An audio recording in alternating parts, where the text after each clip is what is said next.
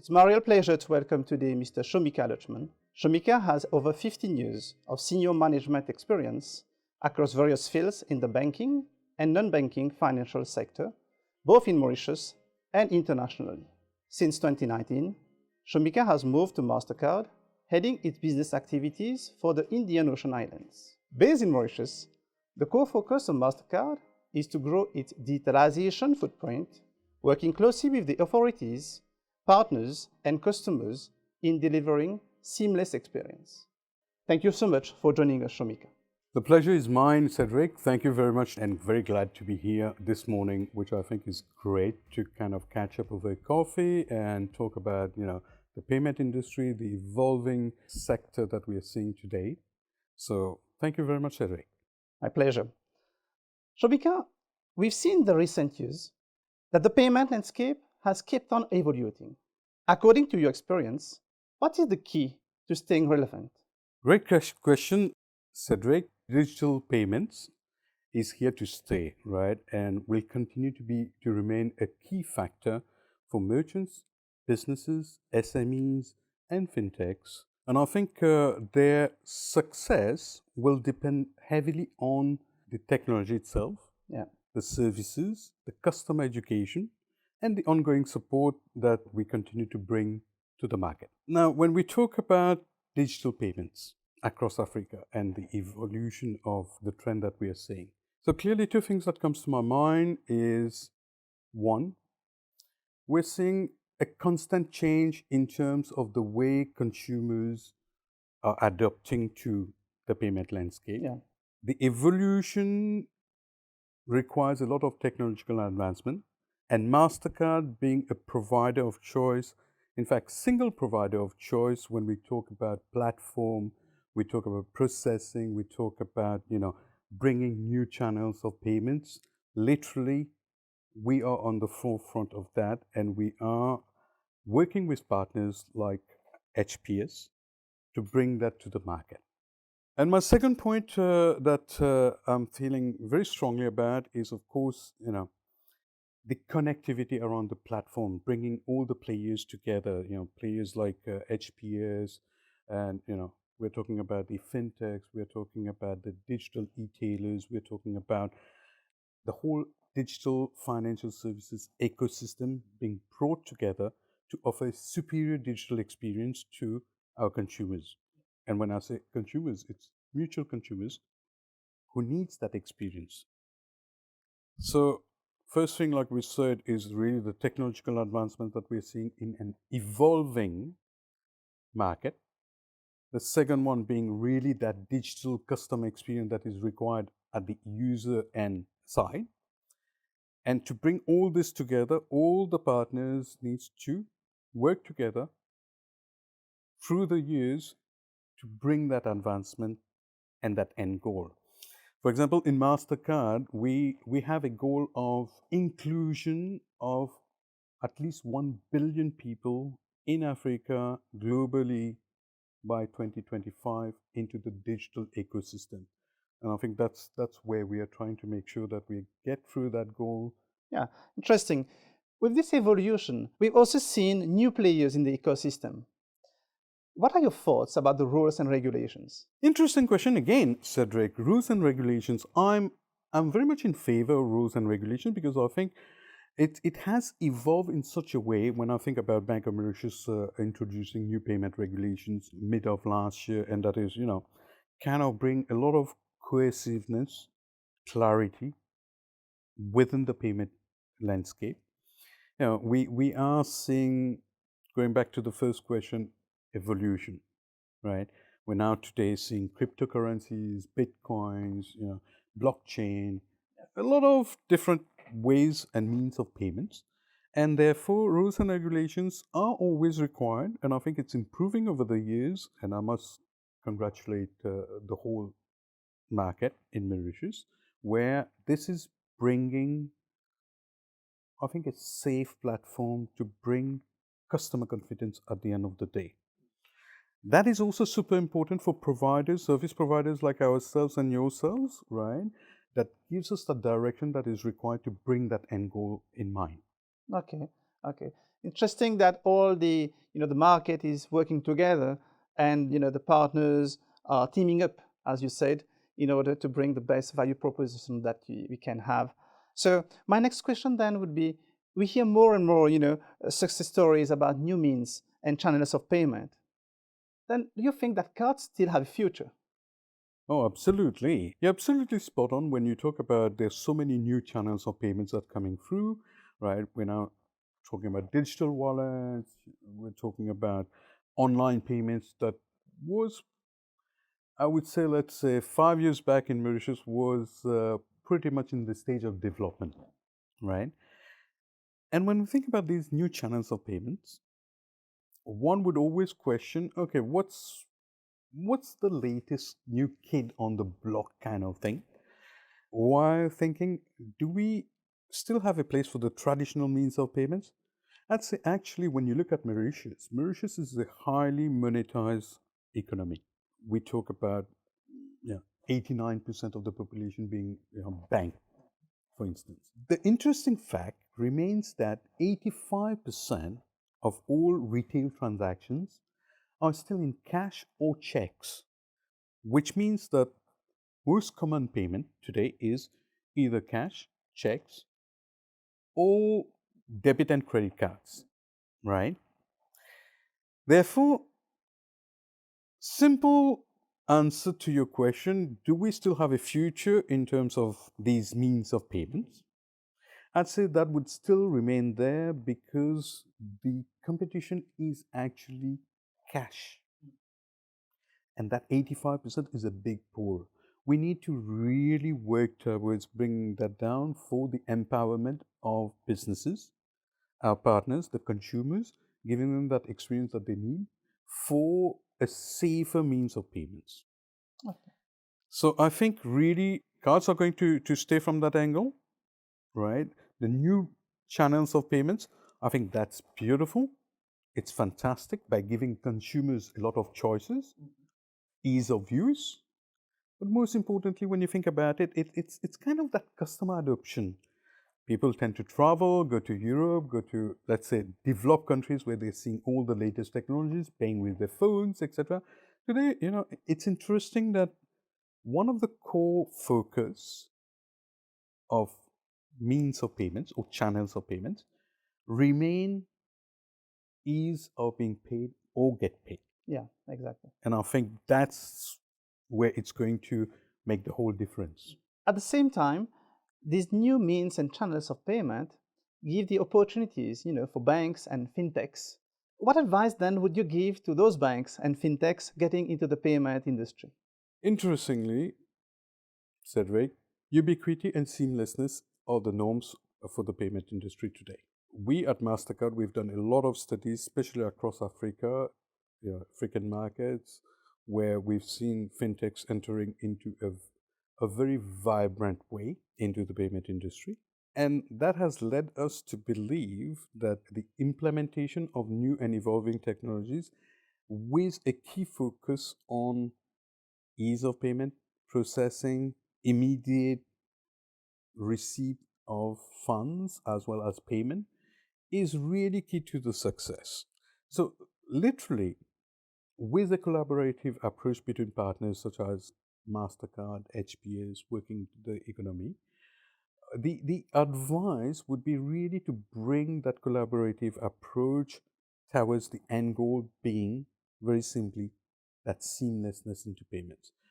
Today, I think it's fantastic that we are seeing regulators, partners having this in mind to say, hey, you know what? Gone are the days that checks were required to be deposited, wait for a few days for the clearing to happen, and then get the fund. Now, the consumers expect that immediacy in terms of the funds to help them with the cash flow management, especially the merchants. Right? When we talk about consumers, we always very often associate that with merchants because there's always the four-party model, Yeah, right? exactly. Two parties on two sides, and literally that is super important and helpful when the implementation of these new and evolving technologies come through in a seamless manner to provide that experience. I really think The pie is very big. Remember I was talking about 85% of payments are still in cash. So to move that cash into the digital space, we we feel that the more the players that come in, the more vibrancy will happen, the more technological advancement will happen, innovative solutions will also be brought to the market and to the experience. I really feel as a market, Mauritius itself, we provide an ideal platform for that. We are perhaps one of the most digitally and monetized economy in Africa, with the right size of population, consumers, the right sophistication required around the customer education for digital acceptance and adoption. And that makes us really in an ideal position to kind of test the waters with the new technological solutions that we are seeing. As an example, right now, we are talking about tap on phone. Exactly.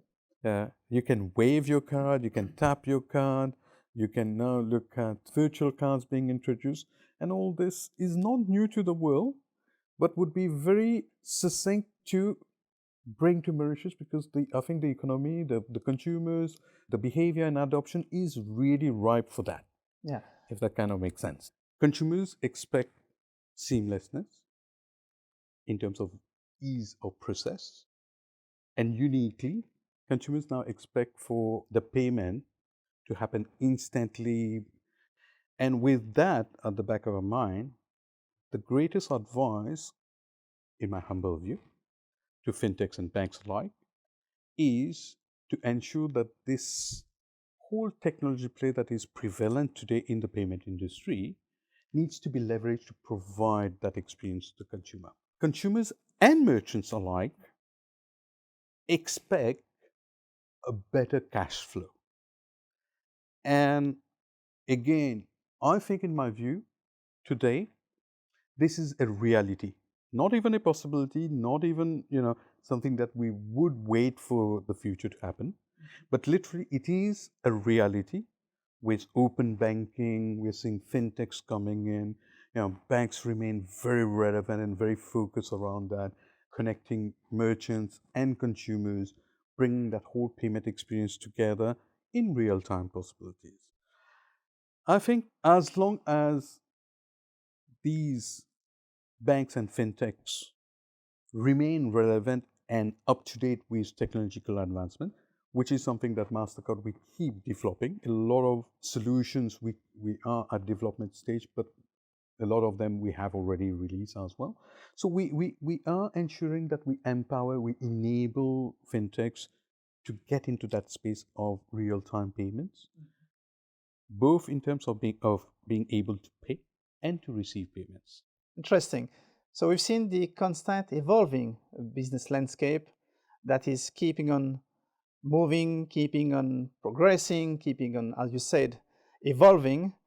So thinking ahead, in 10 years' time, how do you see the payment landscape then?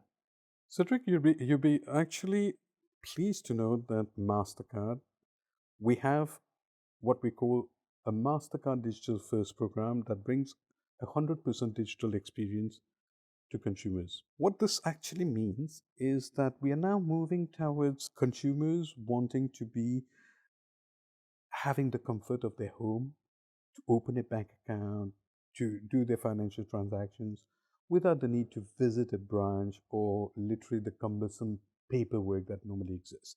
And speaking of paperwork, MasterCard, we are strongly and a firm believer into eco-friendly systems. I think what we've seen in the market around that point is a shift from plastic cards to digital cards, making more use of mobile devices. And I must commend the regulations. We were speaking about regulations early on. That is actually a fantastic example of the regulator coming up with a sound framework, providing the introduction of what we call digital banking license since last year. And what that translates into experience is exactly what I have just been said. No paperwork, from the comfort of your home. You can open your bank account, you upload your KYC documents, is what we call eKYC today. Yeah, exactly. Which again, is a fundamental shift from the way we were doing banking or having recourse to financial services 10 years back, where you really had to step into a branch, fill up a lot of forms, get an account in a couple of weeks' time, etc. Now, even for the card side, you could apply for the card and instantly being issued a card virtually. I know some banks have been really, let's say, innovative in managing to issue a plastic card instantly. But here we're talking, you don't even have to visit the branch to get that plastic card. You'll get it on your phone and use your mobile phones. Most people are smartphone savvy today. In Mauritius, the penetration rate of smartphones is surprisingly very high at 85%. And with that in mind, people are really, especially the new generation, they don't want to go to a bank and queue up to have access to money or to the services or to their card or to any other financial services instrument. They really want at the click of a button on their mobile phone to have all these access. And this is where we are going. We, MasterCard, recognize that trend, and therefore we are working on the program, like I mentioned, MasterCard Digital First Program, to bring that to reality. We've done it globally in a lot of markets. Now, this is also reaching our shores in Mauritius. And I think we'll see a different customer adoption and behavior. There are various solutions, and whether be it a 5-year plan or 10-year plan, we are seeing major shifts in the payment industry. Maybe 10 years back, no one would have believed that we would be playing in the blockchain or the cryptocurrency. These are new means of payments. Remember that even cryptocurrency is a way of payment, right? It's probably not in hard currency, but that's really coming up, and we are seeing that technological advancement as well as the adoption between merchants happening. Literally, we at MasterCard, again, going back to the point of in 10 years' time, would we be saying card would still exist? I probably think so. Okay. Would we see new payment channels? Yes, again. Would we have thought that the pandemic would have taught us a lesson about online sales, online retailers? Before the pandemic, if you look at Mauritius, what we had like 1% of e-commerce transactions. Then came the pandemic, lockdown, different challenges, different situations. Merchants started adapting by selling online, going more online, and then you saw the consumers starting to adapt to a new way of purchasing, being delivered at home, home delivery services, which were probably non-existent a few years back, in 2019, like I said, 1%. Today, that has grown multiple fold of 20 times. The same trend would be expected when it comes down to cryptocurrencies, blockchains, etc. coming through. Probably in 10 years' time, we will find a different way of payment and getting paid. Card, I think, is also evolving. If you look at, again, I keep it in the local context of Mauritius. We've had fantastic partnerships with the key banks in Mauritius like MCB, etc., and partners like ICPS who have existed for decades, where we had initially swipe cards.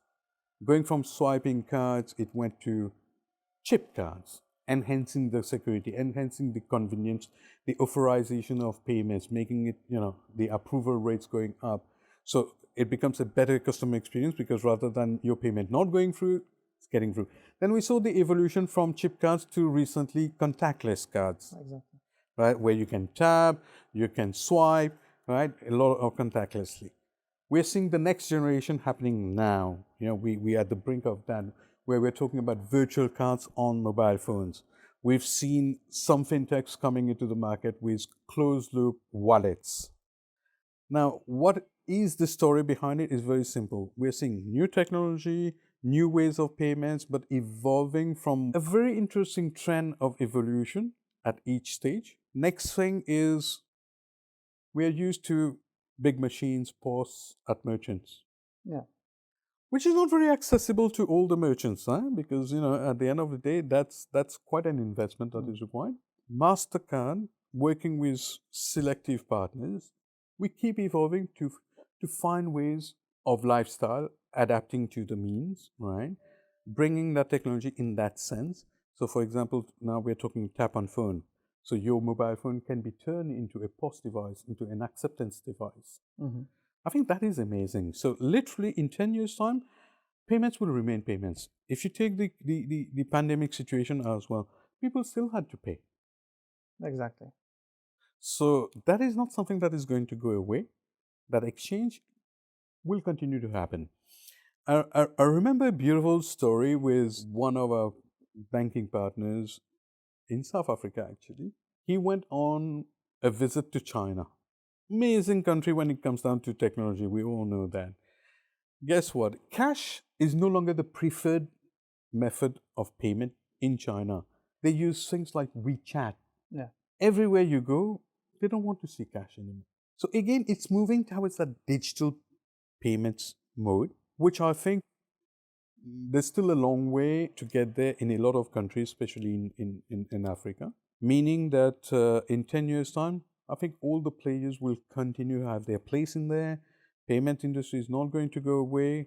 And literally, we will continue to keep pace with that evolving landscape, if I yeah. may call it that way. So basically, the landscape will have also to adapt to the customer spending pattern and to the customer behaviors. Absolutely, you're spot on that. Yeah, Customer behavior, we make sure that is at the core of everything we do in terms of technological advancement to bring those innovative solutions on the table. Remember, keeping in mind, it has to be ease of payment, ease of access, and literally real time. yeah, exactly. So thank you for your insights. Thank you for coming and sharing us all these insights, Shomika. For our viewers, stay tuned on the next vlog series. Thank you, Cedric. Been a pleasure.